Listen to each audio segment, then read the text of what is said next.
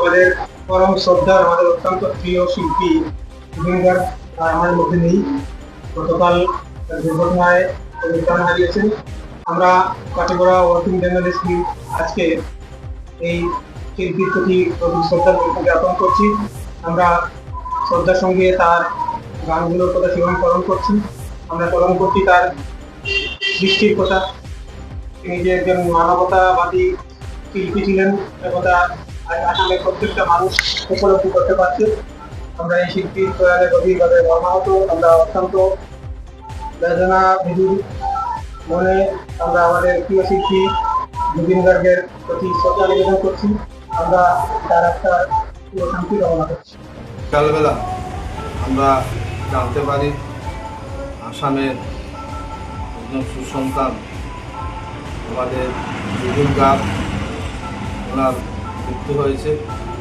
তার জন্য আমরা সবাই মর্মাহত এবং দুঃখিত।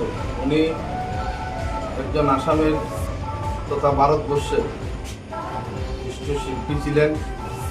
ওনার যে জনপ্রিয়তা আজকে আমরা দেখতে পাচ্ছি, ওনার যে মৃত্যু হয়েছে সেটা আমাদের বিশ্বাস হচ্ছে না যে জুবিন দা আমাদের মধ্যে নেই।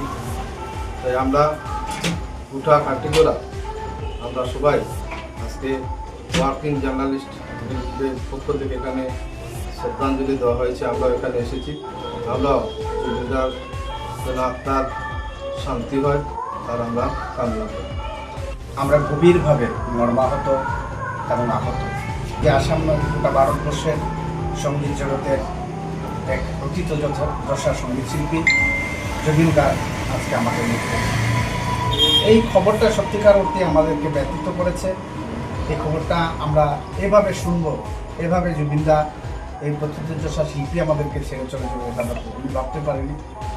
আজ তার শ্রদ্ধাঞ্জলি অনুষ্ঠানে আমরা সামিল হয়েছি।